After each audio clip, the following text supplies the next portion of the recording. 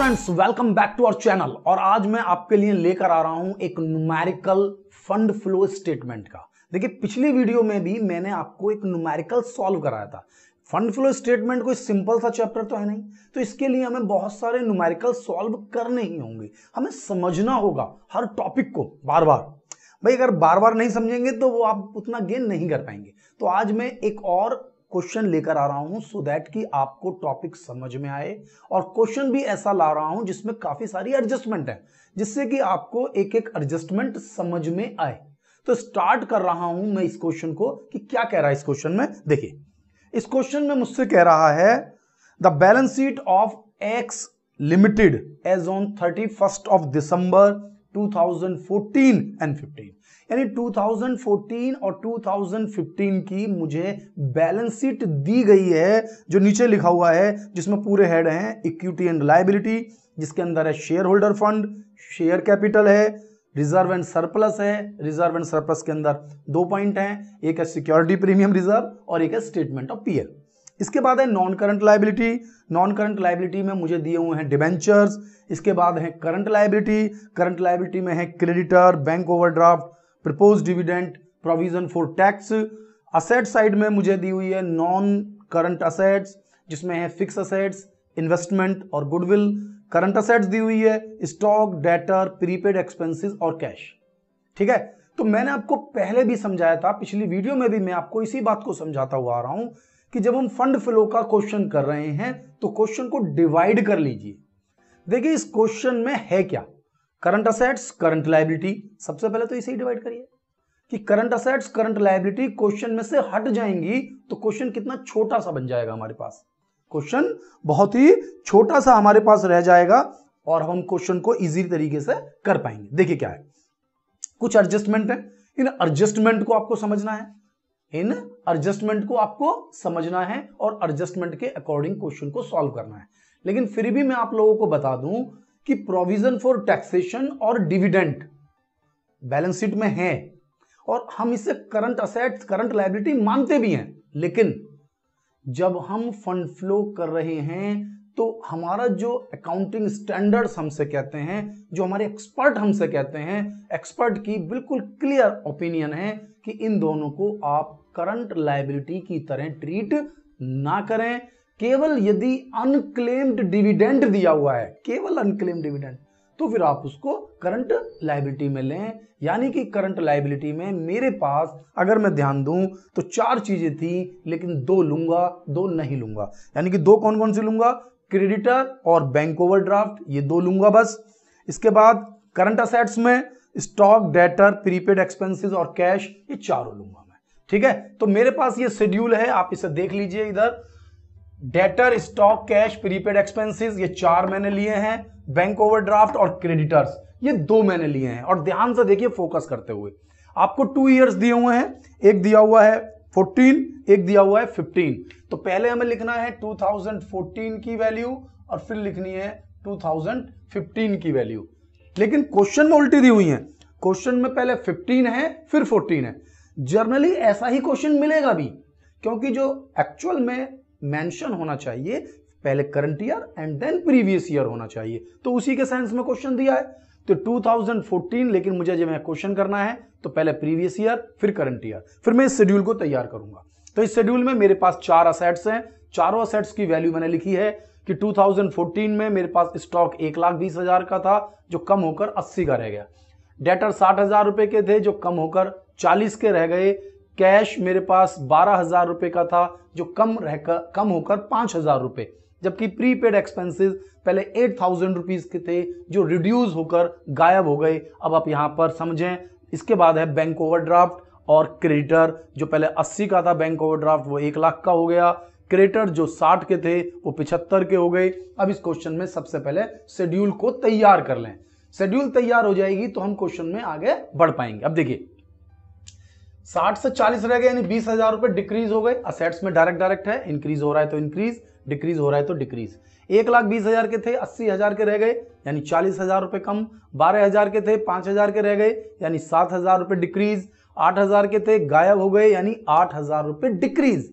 तो डिक्रीज का concept clear हो गया कि 20,000 कम हो गया मेरे पास डेटर, 40,000 कम हो गया स्टॉक, 7,000 रुपए कम हो गया कैश और 8,000 रुपए कम हो गया प्रीपेड एक्सपेंसेस। क्लियर? टोटल लिया 2014 का टोटल है 2 लाख, 2015 का टोटल है 1,25,000 रुपए। ये लगातार करना है, शेड्यूल को तैयार कर लीजिए और शेड्यूल तैयार होने लगेगी। पिछले इलस्ट्रेशन में कराया, अब कराया, शेड्यूल तो बिल्कुल समझ में आ जाएगी आपको। इसके बाद बैंक ओवरड्राफ्ट और क्रेडिटर पहले 80 से 1 लाख के हो गए, बढ़ गए, इंक्रीज हो गए। और मैंने आपसे कहा था कि लायबिलिटी में अपोजिट लेना है। लायबिलिटी में क्या करना है? अपोजिट लेना है। जो 80 के थे ये 1 लाख के हो गए, यानी 20,000 रुपए इंक्रीज हुए, लेकिन लिखना है डिक्रीज में। क्रेडिटर 60 के थे 75 के हो गए, यानी 15,000 रुपए के इंक्रीज हो गए, इंक्रीज हुए हैं, लेकिन लायबिलिटी है अपोजिट लिखना है, यानी डिक्रीज हो गई 15,000। अब देखिए इसका टोटल 2 लाख, इसका टोटल 1,25,000, इन दोनों का टोटल किया 1,40,000, इन दोनों का टोटल किया 1,75,000 रुपए। तो 2 लाख में से 1,40,000 गए, यानी करंट असेट्स के टोटल में से करंट लायबिलिटी का टोटल, यानी ए में से बी को माइनस किया तो निकल कर आ गया हमारा working capital. Working capital clear हो रहा है मेरा? तो वर्किंग कैपिटल 2 लाख में से 140 माइनस किया तो 60,000 और 1,25,000 में से 175 माइनस किए तो माइनस के 50 आए। ये यहां फोकस करना है। 125 में से 175 माइनस करने हैं तो आंसर आएगा माइनस के 50। अब देखिए वर्किंग कैपिटल पहले 50 थी और अब पहले 60 थी और अब माइनस के 50 है, यानी कि डिक्रीज नहीं हुई है, डिक्रीज से भी ज्यादा हुई है। देखिए 60 थी, 0 हो जाती तो 60 कम हुई है, लेकिन यहां 60 तो कम हुए ही हुए हैं, 50,000 नेगेटिव हैं, इसका मतलब 1,10,000 रुपए डिक्रीज हुए हैं। आप देख लें इसका टोटल मुझे 60,000 है, टोटल 60 करना है, तो टोटल 60 करने के लिए ये टोटल कितना हो गया? 1,10,000 रुपए, यानी कि 1,10,000 रुपए का डिक्रीज है, डिक्रीज इन वर्किंग कैपिटल। अब इस साइड से चेक कर लीजिए, ये डिक्रीज का टोटल 1,10,000 है और इधर कोई अमाउंट है नहीं, इधर कोई अमाउंट नहीं है, तो टोटल 1,10,000 रुपए, डिफरेंस 1,10,000 रुपए मैच कर गया है, यानी कैलकुलेशन बिल्कुल ठीक है। इधर से भी कैलकुलेट कर लिया, इधर से भी कैलकुलेट कर लिया, कैलकुलेशन में दोनों 110 आ रहे हैं, यानी क्वेश्चन परफेक्ट सॉल्व हो गया है। ठीक है, अब इसके बाद फिर हम कंटिन्यू करेंगे बाकी क्वेश्चन को। तो पूरे क्वेश्चन को सॉल्व करने के लिए कुछ खास बातें हम डिस्कस कर लेते हैं। सबसे पहले तो प्रपोज्ड डिविडेंड और प्रोविजन फॉर टैक्स, ये 2 पॉइंट हैं, पहले इन्हें ही खत्म कर लेते हैं क्योंकि इनसे रिलेटेड पॉइंट्स जो हैं उन्हें समाप्त करें। अब मैं आपको बता देता हूं कि प्रपोज्ड डिविडेंड जो न्यू मेथड है, अब न्यू मेथड के अकॉर्डिंग प्रपोज्ड डिविडेंड आपको जर्नली बैलेंस शीट में नहीं मिलेगा, बैलेंस शीट में नहीं मिलता है, ये एडजस्टमेंट में मिलेगा। प्रपोज्ड डिविडेंड केवल अनक्लेम डिविडेंड ही बैलेंस शीट में मिलेगा, क्योंकि 2013 के बाद जो लगातार हमारे पास अमेंडमेंट आ रहे हैं, तो जो लेटेस्ट अमेंडमेंट है जो अप्लाई हो चुका है, इसके अकॉर्डिंग आपको जो डिविडेंड है, आपका जो डिविडेंड है वो क्या करना है? केवल प्रीवियस ईयर वाला, प्रीवियस ईयर का जो डिविडेंड है उसको ही इस साल प्रोविजन बनाना है और उसी का इस साल पेमेंट करना है। करंट ईयर वाले की कैलकुलेशन नेक्स्ट ईयर होगी। ठीक है, तो फिलहाल मैंने आपको बता दिया है कि एडजस्टमेंट में होगा, वो जैसे कहेगा वैसे करना है, हमें इस क्वेश्चन को क्वेश्चन के अकॉर्डिंग करना है, तो जैसे जैसे क्वेश्चंस होंगे हम उसके अकॉर्डिंग करेंगे। फिलहाल जैसे क्वेश्चन दिया है हमें वैसे करना है। तो प्रपोज डिविडेंड और टैक्स के लिए आप थोड़ा सा नीचे और पढ़िए क्वेश्चन को। तो क्वेश्चन में लिखा हुआ है 2 एडजस्टमेंट मुझे दी हुई हैं। एक एडजस्टमेंट है प्रोविजन फॉर टैक्स 23,000 और पेड किया है 18,000, वैसे तो क्वेश्चन में पूरा मेंशन किया है। दूसरा प्रपोज डिविडेंड के लिए कह रहा है कि जो 2015 का है, फॉर 2015 वाज 15,000 और जो पेमेंट किया है वो 2014 का है जिसे हमने पेमेंट कर दिया है, यानी कि दोनों इंफॉर्मेशन है। अब मैं आपको बता दूं कि डिविडेंड हो या टैक्स हो, यदि इस तरीके से इंफॉर्मेशन दी हुई है तो हमें क्या करना होता है। यदि डिविडेंड और टैक्स यानी प्रपोज्ड डिविडेंड और टैक्स केवल बैलेंस शीट में है, कहां पर है? केवल बैलेंस शीट में है, तो आपको क्या फोकस करना है? टैक्स और डिविडेंड, ये ध्यान से रखना है। टैक्स और डिविडेंड के लिए हमें जो काम करना है वो काम क्या है? प्रीवियस ईयर में जितनी भी वैल्यू दी हुई है उसका हमें पेमेंट कर देना है, करंट ईयर में जितनी भी वैल्यू दी हुई है उसको आपको एज ए प्रोविजन ट्रीट करना है, अगर नीचे एडजस्टमेंट में कोई इंफॉर्मेशन ना हो तो। बाकी क्वेश्चन में यानी बैलेंस शीट में भी दिया हुआ है और एडजस्टमेंट में भी दिया हुआ है, तो हम बना लेते हैं अकाउंट। क्या बना लेते हैं हम? अकाउंट। जैसे प्रोविजन फॉर टैक्स का मैं अकाउंट आपके लिए बना रहा हूं। प्रोविजन फॉर टैक्स का, डिविडेंड का भी बना सकते हैं, कोई बाउंडेशन नहीं है। देखना है आपको क्वेश्चन में कि क्या दिया हुआ है। क्वेश्चन में बिल्कुल डायरेक्ट दिया इन्होंने कि पिछले साल वाले को पेमेंट कर दो और करंट ईयर वाले का प्रोविजन बना लो। तो जब पिछले साल वाले का पेमेंट करना है, करंट ईयर का प्रोविजन बनाना है, तो हमें कोई अकाउंट बनाने की रिक्वायरमेंट नहीं है। टैक्स में है, टैक्स में भी नहीं है फिलहाल तो, वैसे तो, क्योंकि टैक्स में पेमेंट के लिए भी वो बता रहा है और प्रोविजन के लिए भी वो हमें बता रहा है, लेकिन फिर भी हम मैच करेंगे। कहीं ऐसा ना हो कि हमारी अमाउंट मैच ना कर रही हो, क्योंकि फंड फ्लो या कैश फ्लो जैसे अकाउंट्स आपको तैयार करने के लिए आपके प्रीवियस ईयर और करंट ईयर की दोनों बैलेंस शीट की अमाउंट मैच हो जानी चाहिए हमारे सिस्टम से। तो अब देखिए, टैक्स और डिविडेंड का अगर आपको अकाउंट बनाना है तो अकाउंट कैसे बनेगा? 3 सिचुएशन बता रहा हूं आपको, ध्यान दीजिए। बैलेंस शीट में है तो प्रीवियस ईयर का पेमेंट डायरेक्टली, करंट ईयर का प्रोविजन डायरेक्टली। अगर केवल एडजस्टमेंट में, ओनली इन एडजस्टमेंट, तो सेम अमाउंट को प्रोविजन भी और पेड भी, same amount provision and paid, same provision and paid. कब ऐसा? जब केवल और केवल एडजस्टमेंट में ही इंफॉर्मेशन है, बैलेंस शीट में कोई इंफॉर्मेशन नहीं है। यह आपको लगातार ध्यान देना है। क्लियर है मेरी बात बेटा? अब यदि बैलेंस शीट में भी है, एडजस्टमेंट में भी है, तो अकाउंट बनाइए। तो सबसे पहले हम टैक्स का ही अकाउंट बना ले रहे हैं। टैक्स को अगर आप ध्यान देंगे तो लायबिलिटी साइड में टैक्स दिया हुआ है मुझे। टैक्स की इंफॉर्मेशन है कि प्रीवियस ईयर में था 20, करंट ईयर में है 25। तो ओपनिंग बैलेंस 22 से स्टार्ट होता है और क्लोजिंग 2 में समाप्त होता है। ये आपको पता होगा, नहीं पता है तो मैं फिर आपको रिपीट कर दूं कि बैलेंस शीट में लायबिलिटी साइड से जब भी आप अकाउंट प्रिपेयर करेंगे, कभी भी कोई भी अकाउंट, ये आपको फोकस करते हुए चलना है, क्योंकि छोटी छोटी बातें जब हम भूल जाते हैं तो हमारा अकाउंट सारा फ्लॉप हो जाता है। और फंड फ्लो ऐसा चैप्टर है जिसमें आपको अकाउंट पूरी तरह रिवाइज होगा। यानी बैलेंस शीट की असेट साइड से बैलेंस होगा तो डेबिट से स्टार्ट होगा। कोई भी अकाउंट बना लीजिए, किसी का भी अकाउंट बना लीजिए, cash, bank, stock, debtor, land, building, plant, machinery, prepaid expenses, किसी का भी आप अकाउंट बनाइए।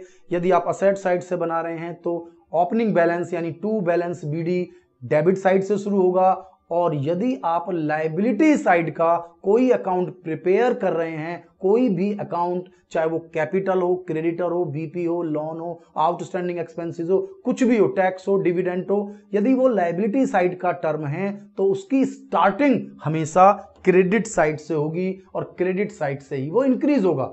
यही रूल होते हैं। कैपिटल अकाउंट बनाइए, क्रेडिट से स्टार्ट होगा और क्रेडिट से ही वो इंक्रीज होगा और डेबिट से वो डिक्रीज होगा। तो यहां देखिए, टैक्स का ओपनिंग बैलेंस है 20,000, क्लोजिंग बैलेंस है 25,000। Opening 20, closing 25। क्वेश्चन में डायरेक्ट मेंशन किया है कि 23,000 का हम प्रोविजन बना रहे हैं। प्रोविजन है मेरे पास 23,000 का और पेड है मेरे पास 18,000 का, और मैच करके देखा तो 43 दोनों साइड मैच कर रहा है। लेकिन अगर आप एक इंफॉर्मेशन दी होती, यानी प्रोविजन दिया होता तो टोटल करते, डिफरेंस करते तो पेड आ जाता, पेड दिया होता तो टोटल करते, डिफरेंस करते, प्रोविजन आ जाता। जनरली एक ही इंफॉर्मेशन बैलेंस शीट में होती है। तो अब आप देख लीजिए, आपको 2 चीज मिल गई, टैक्स का प्रोविजन भी मिल गया, टैक्स का पेड भी मिल गया। डिविडेंड का भी इसी तरह से आपको दोनों चीजें मिल गई हैं, पेमेंट भी बता रहा है और प्रोविजन भी बता रहा है।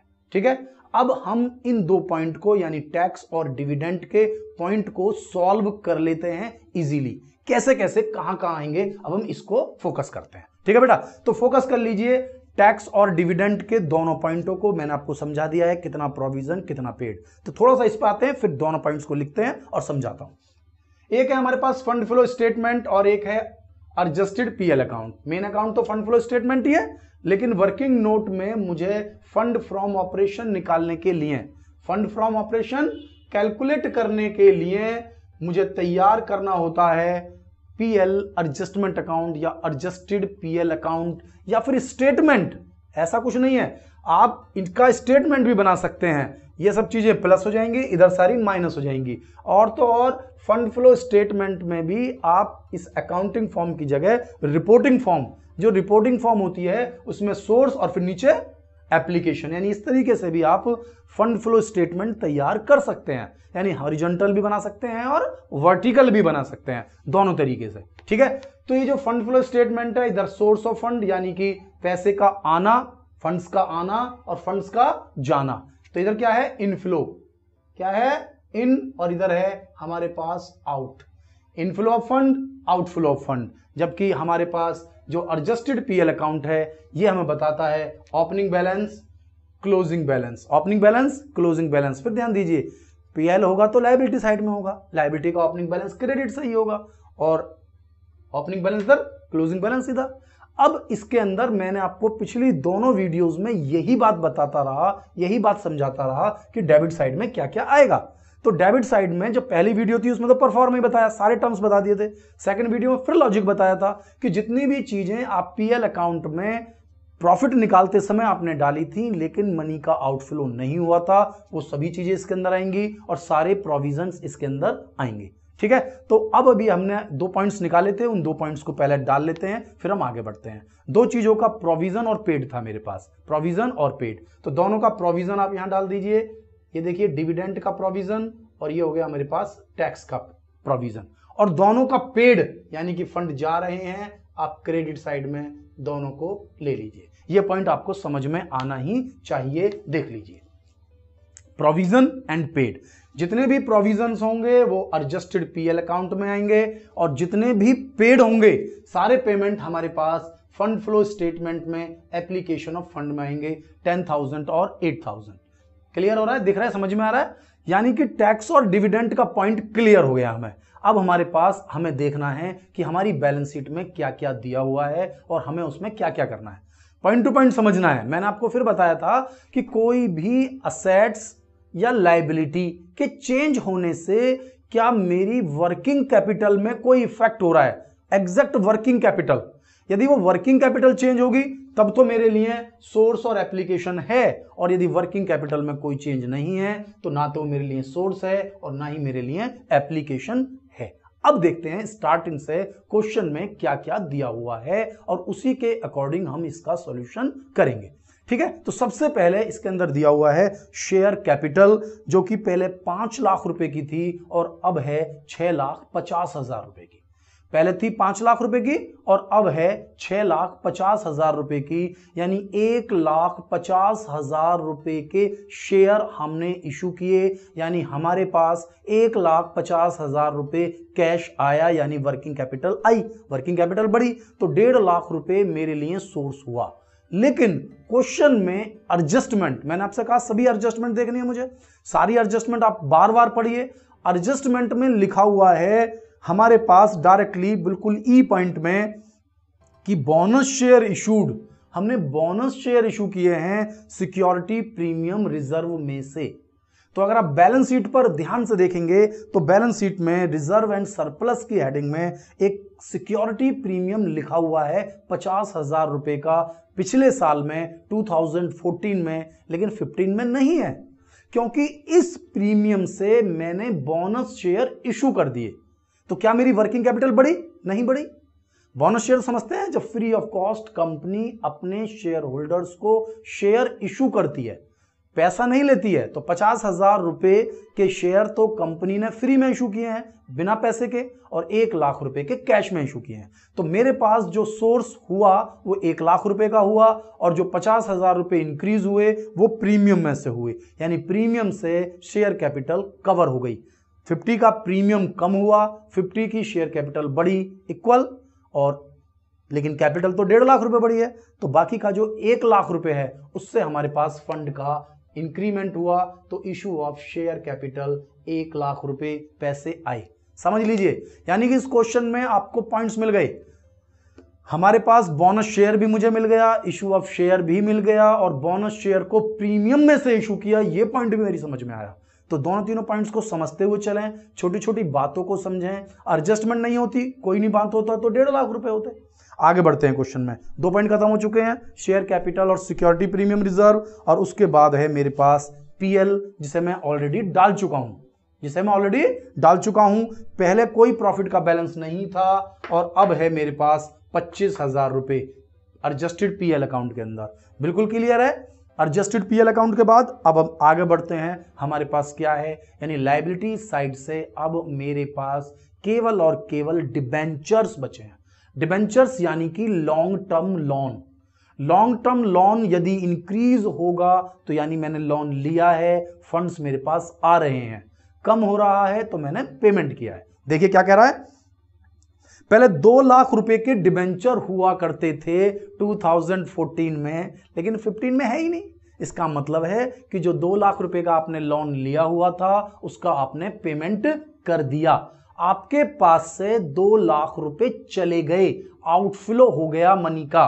तो 2 लाख रुपए हम क्रेडिट साइड में रिडेम्पशन ऑफ डिबेंचर, यहां देखेंगे मिलेगा आपको रिडेम्पशन ऑफ डिबेंचर, दिख रहा है आपको रिडेम्पशन ऑफ डिबेंचर 2 लाख रुपए। 2 लाख रुपए आपके पास से चले गए, आउटफ्लो ऑफ मनी। और इस तरीके से मेरा जो लायबिलिटी साइड है वो पूरी तरह से समझ में आ गया है।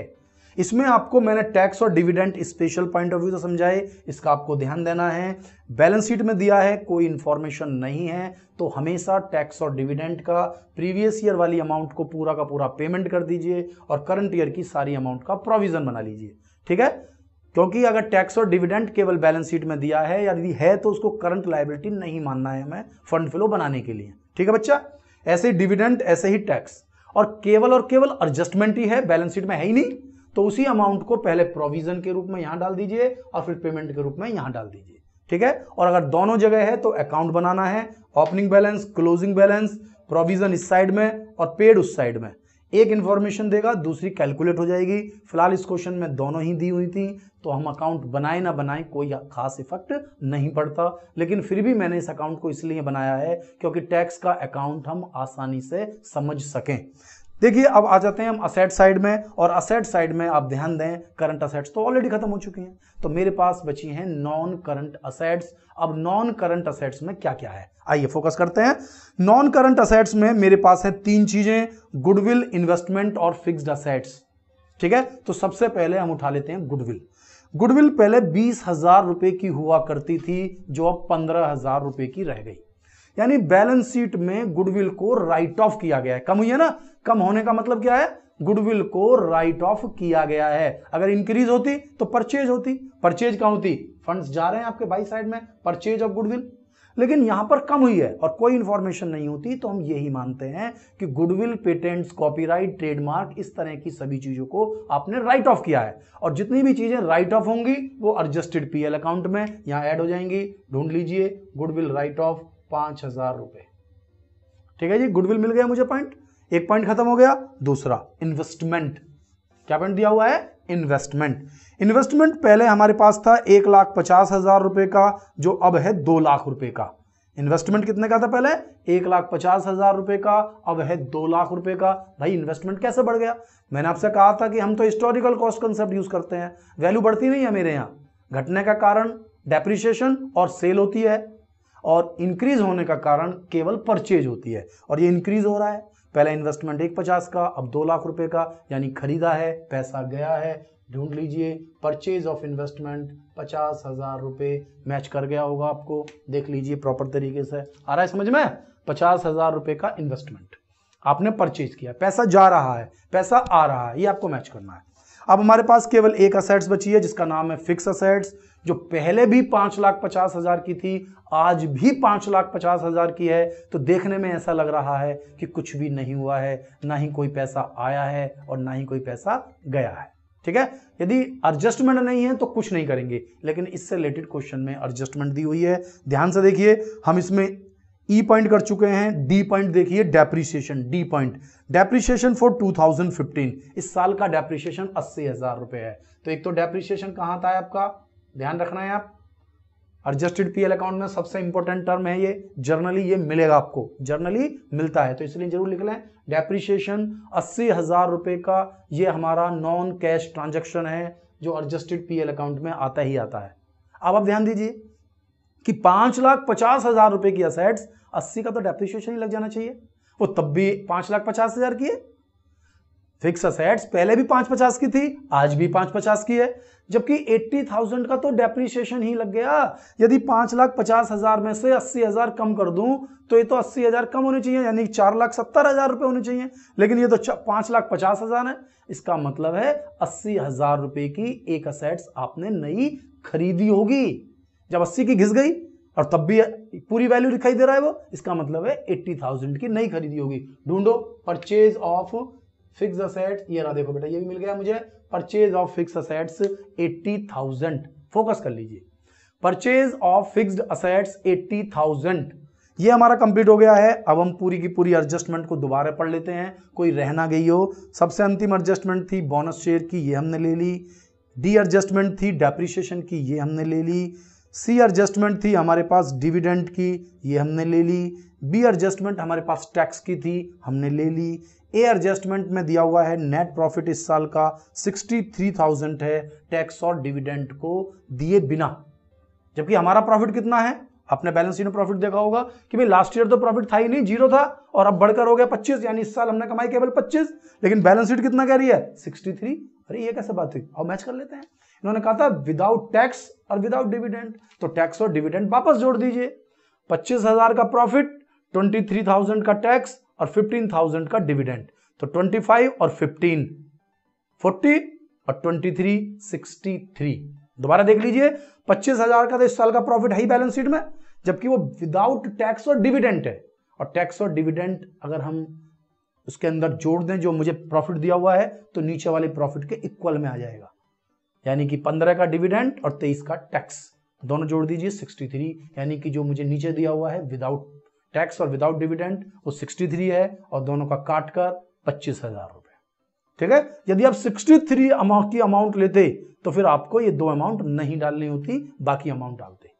तो आप इसका टोटल ले लीजिए अब 1,48,000, और इधर बैलेंस शीट है ही नहीं, तो जो डिफरेंस आया वो आया फंड फ्रॉम ऑपरेशन 1,48,000 रुपए। तो 1,48,000 रुपए फंड फ्रॉम ऑपरेशन हमने लिख लिया। इसके अलावा इंक्रीज और डिक्रीज जो वर्किंग कैपिटल से आया था वो था 1,10,000 रुपए का डिक्रीज। डिक्रीज हम इधर लेते हैं, इंक्रीज हम इधर लेते हैं, और दोनों साइड का टोटल 3,58,000 रुपए इक्वल मैच कर चुका है। इक्वल दोनों साइड से मैच कर चुका है, यानी फंड फ्लो करने के लिए हमने सीधा सीधा पहले करंट असेट्स करंट लायबिलिटी ली, उसके बाद दो टर्म्स थी हमारे पास, provision for tax provision for dividend, उनको लिया, उसके बाद हमने बाकी सारे पॉइंट्स को लिया। इसमें मैंने एक अकाउंट बना के रखा हुआ है फिक्स असेट्स अकाउंट, ऐसे तो मैंने तुम्हें समझा दिया, लेकिन फिर भी ये फिक्स असेट्स अकाउंट हमारी समझ में आना ही चाहिए, क्योंकि ये एक टेक्निकल एस्पेक्ट है। ये क्वेश्चन इजी था, लेकिन टेक्निकल होता तो फंसा लेता। तो ध्यान से समझिए, हमने आपसे कहा था कि जितनी भी असेट्स का आप अकाउंट बनाते हैं, जितनी भी असेट्स का आप अकाउंट बनाते हैं, ओपनिंग बैलेंस डेबिट से शुरू होगा और क्लोजिंग बैलेंस क्रेडिट पर जाकर समाप्त हो जाएगा। तो आप देख सकते हैं ओपनिंग में 5,50,000 की फिक्स असेट्स थी और क्लोजिंग में भी 5,50,000 रुपए की फिक्स असेट्स थी, यानी क्वेश्चन में असेट्स अकाउंट बनाना स्टार्ट हो गया। अब स्टार्ट कहां से हुआ था, डेबिट से स्टार्ट हुआ था, यानी असेट्स डेबिट से ही शुरू होती हैं, तो डेबिट से ही इंक्रीज होंगी। असेट्स के इंक्रीज होने का कारण केवल एक है कि आप उन्हें खरीदते रहिए, खरीदते रहेंगे तो वो बढ़ती रहेंगी, बेचते रहिए तो वो घटती रहेंगी, डेप्रिसिएशन लगाइए तो वो घटती रहेंगी। सही है। इस क्वेश्चन के अंदर मुझे डेप्रिसिएशन दिया था तो मैंने लिख दिया 80,000। जितनी चीज आती है मैंने सारी लिखी है, छोड़ा कोई नहीं है। बाई साइड में डेप्रिसिएशन आता है, बाई साइड में सेल आता है, बाई साइड में लॉस आता है। अगर प्रॉफिट है तो वो 2 में आ जाएगा। ये ध्यान से पढ़िए। अगर किसी असेट्स को मैं सेल करता, मैं ये कहता कि भाई एक असेट्स थी मेरे पास 20,000 की, मैंने उसे 15 में सेल कर दी, तो 15 तो सेल में आते और 5 लॉस में आते, और फिर डिफरेंस करते तो हमारी परचेज आती।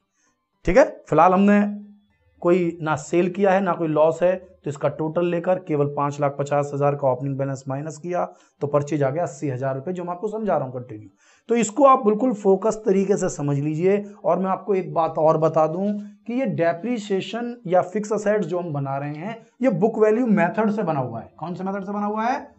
Book value method. यानी कि इस क्वेश्चन के अंदर डेप्रीशिएशन कटा हुआ है, बैलेंस शीट से बनाया है मैंने। कहां से बनाया है? बैलेंस शीट की अमाउंट लेकर। कभी कभी एडजस्टमेंट में वो मशीनरी लेस डेप्रीशिएशन और फिर नेट वैल्यू देता है। तो यदि आप कॉस्ट की वैल्यू से बनाएंगे तो फिर ऐसे नहीं बनेगा।